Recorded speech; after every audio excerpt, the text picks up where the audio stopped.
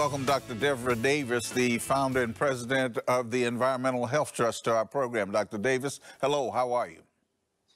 Fine. Nice to be with you as always, Chris. All right.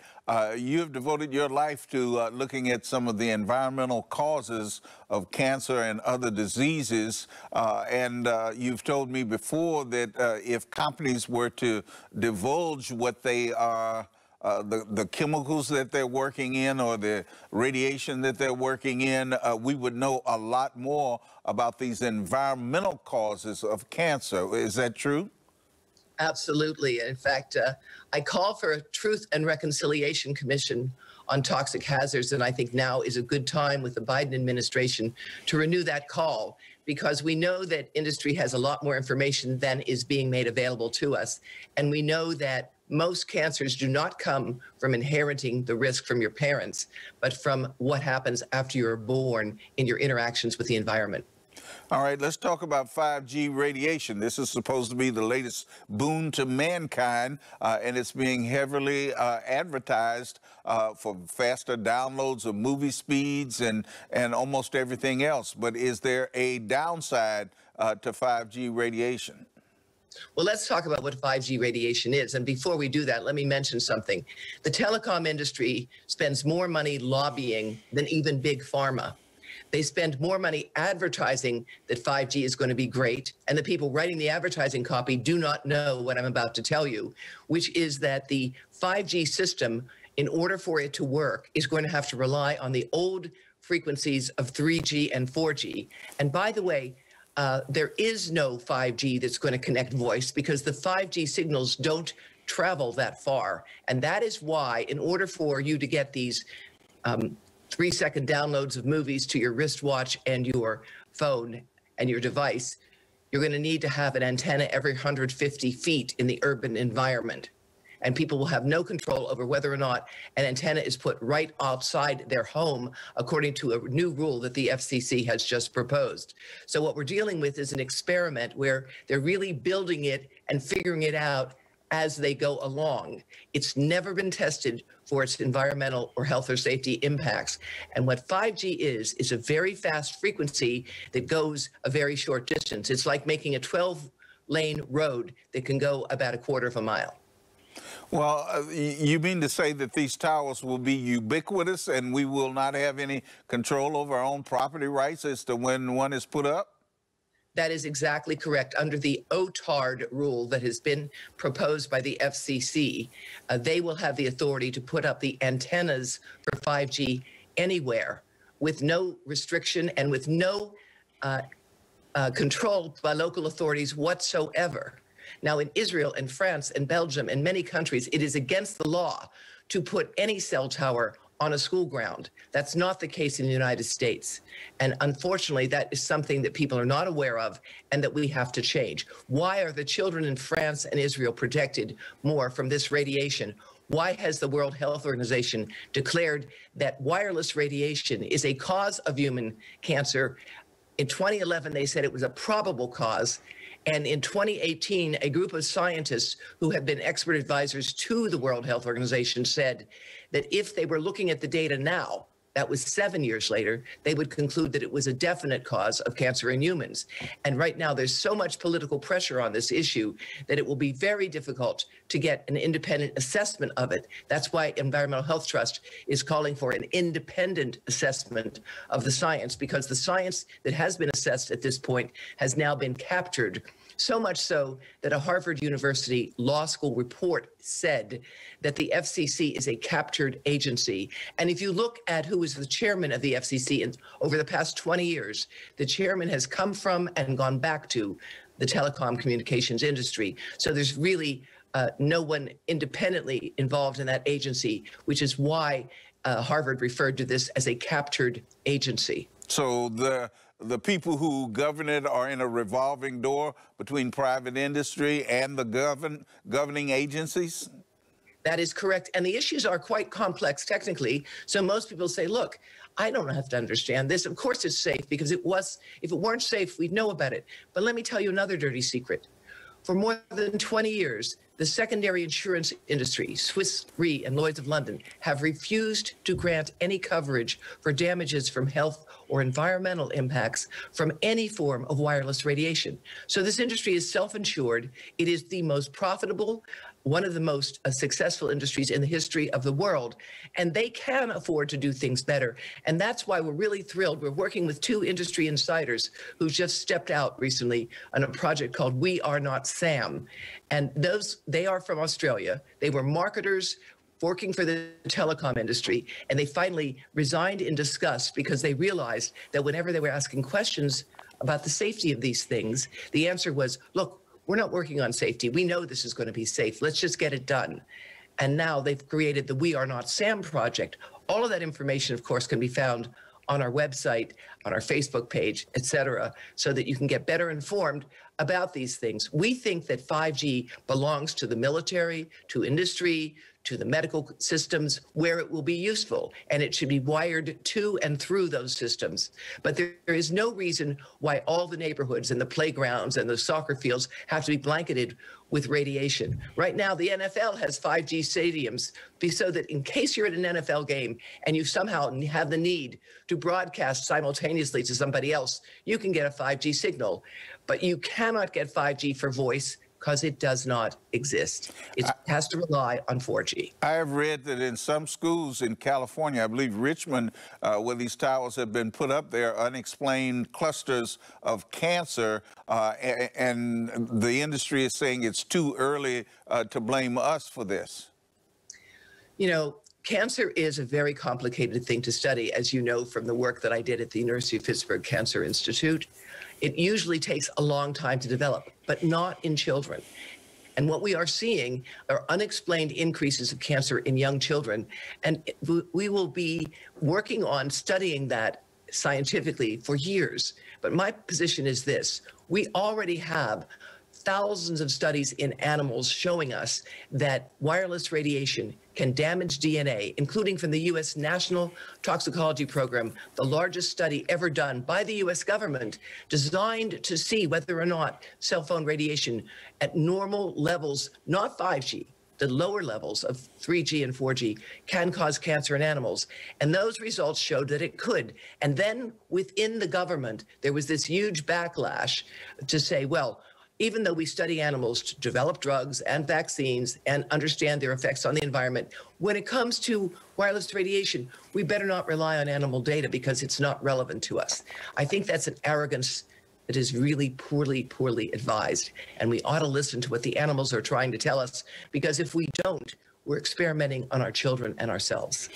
You have testified in court before the FCC, which says it is not a health care agency. Who do they rely on to determine whether 5G or any health standards are being violated? The FDA? The FCC has a big job, and they do not employ a single full-time health advisor. They rely on the FDA, but in this particular instance, the court literally said to the FCC attorney during the hearing of our case before the U.S. Circuit Court of Appeals that you're going to have to tell me, FCC attorney, why we shouldn't rule against you. Because the FCC came to court and said, trust us, we're going to rely on 25-year-old safety standards, and those will be used to evaluate 5G as well as all the other systems that we have. So every one of these devices that we're using right now has been evaluated with standards that are 25 years old, and the FCC had the gall to tell the court that that was okay. And the court said, wait a minute, you've had thousands of pages of peer-reviewed evidence and you've ignored them? We don't understand how you can do that. And to do it, the FCC turned to a thin 1 or 2 page letter from the FDA that said, well, we've decided that the old standards are okay. And by the way, that the National Toxicology Program study that we originally ordered, that we originally supervised, that we reviewed at every step along the way as an agency, suddenly we've decided it's no longer valid. To make this plain to our viewers, you use an analogy that says, would you fly in a plane that is using 25-year-old standards? Can you elaborate? Certainly. You know, we pride ourselves in the United States on protecting our children and ourselves. And when it comes to airline safety, although there were certainly issues with the Boeing crashes in the past. We have a very good record. It's still very safe to fly. And that is because we are constantly updating our standards. The same is true of car crashes. You and I remember when more than 70,000 people every year lost their lives in car crashes. And what happened was, thanks to the efforts of Ralph Nader and others, we eventually got airbags and seatbelts. We think we're in a situation now where we need the equivalent of airbags and seatbelts for our cars, for our iPads. Now, the pandemic has revolutionized education in some good ways and some questionable ways. Most parents of young children realize that children are not learning if they are glued to a screen 7 hours a day. But they can learn, and they do need to know how to use computers. Ideally, those computers should be wired. They should be used using an Ethernet cable like the one that I'm talking to you on right now, and anyone can do that to wire you directly. And even with iPads and MacBooks, you can get a connector to make them go. But that's so inconvenient, Dr. Dave. People want to wander around with their devices. You're right. You're right. But you know, it's going to be very inconvenient to have a massive epidemic of cancer in children. And we already have epidemics of learning disabilities and autism, which we cannot explain. You know, Chris, there's a serious, serious problem for young couples now trying to have children when they want to have them. This has been going on for some time. There are many causes of infertility in men. One of them is tight underwear, quite frankly. But another is certainly keeping cell phones in the pocket. Because even when you're not using your phone, so long as it's on, it's smart, and it's searching for a signal to the tower, and a handshake, if you will. Where are you? Here I am. Where are you? Here I am. And they do that 900 times a minute. And that amount of radiation, it's very weak, it's not powerful, but it's pulsed, and the pulse signal, we believe, can be very damaging. And when I say we, I'm not talking about myself. I'm talking right now about more than 400 experts in the field that have signed a petition to the United Nations that can be found on our website at ehtrust.org, where we go through the science and we explain that we do not have evidence of safety. So to return to the example of the airplane, I wouldn't set foot in an airplane that had 25-year-old safety standards, and I do not see why we should be having our children use these devices that have not been really evaluated fully for their long-term effects. The only thing the FCC asks is the radiation sufficiently powerful to heat up the body? Heat is not the major effect we have to be concerned about here, not at all. The Cleveland Clinic and the Mayo Clinic have issued advice to men who want to make healthy babies: get devices off your body. That's the first thing they say when someone comes into their infertility clinic. And that's it. Infertility clinics around the world have been leaders in identifying the risks of keeping cell phones on the body. If you have to carry it in your pocket, put it on airplane mode.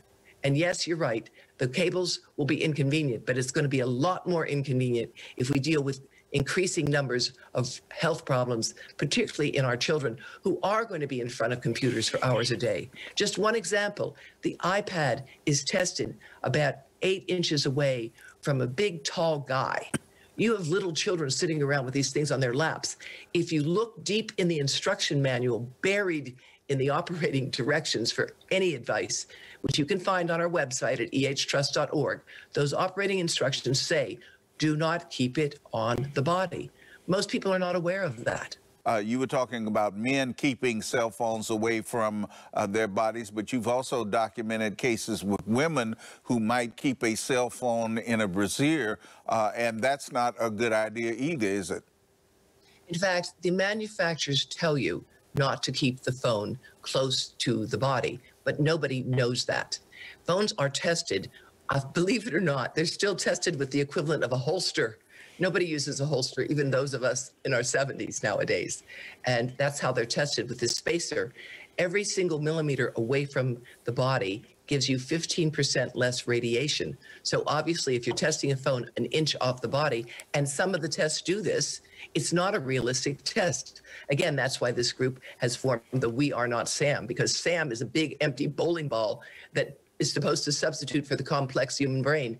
And that we know that is not valid. Most of the instructions that are given on these devices that come with them, people don't generally read them with those kinds of warnings that you're talking about that the manufacturers give. Is that Yes, true? that is absolutely right. We need a public education program. We need to start with teachers and parents because they don't know. Right now, everybody's just struggling to stay alive and stay healthy, given the challenging times that we're living in. People are completely overwhelmed, and they give these devices to children, not even thinking that they might be giving their child a two-way microwave radiating device. And that's what we have to change. We need a public education program. We need to do a better job of letting people know what's buried inside the operating systems of these devices right now.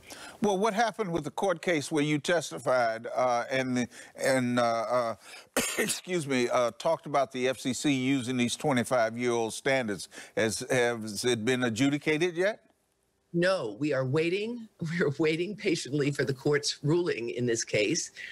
Two of the judges clearly expressed their astonishment at the arrogance of the FCC. In fact, in my column for the Washington Times, I call this regulatory chutzpah, because you cannot believe that they actually came to court with nothing to support the fact that they wanted to continue with these old standards. And the judges indicated a great deal of skepticism, but it was a hearing before the U.S. Circuit Court of Appeals, and we will not know their decision until it is issued, perhaps in a few months. In the meantime, we continue to have, as you could imagine, mounting legal costs because lawyers do not work in nonprofit situations, and we do. So any of your listeners who want to help support us, we'd be grateful for the additional support because we can use it as we proceed, not only on this lawsuit, but to identify other areas where we can help local authorities to understand they have rights that are being trampled over. Right now, the FCC literally has said, we can tell you what to do and you have nothing to say. That means on the local level that the Allegheny County is going to be missing revenue because they're not going to get a chance to get more funds from these antennas. And right now, they are entitled to get that. The way the new system would work, it would be like a steamroller. There would be absolutely no local control whatsoever about where these things are sited. And I think that we need to have a national conversation about this. And I'm really appreciative of your continuing to raise the issue and help us get our message out. As we look at these issues, I wonder if you are often accused of the woman who is crying wolf. Can you talk about some of the peer-reviewed studies that back you up in your contentions about the potential downsides of 5G? One of the people supporting this lawsuit is the director of the National Institutes of Environmental Health Sciences of the National Institutes of Health, who worked there as a senior scientist for more than 40 years and just retired from that position.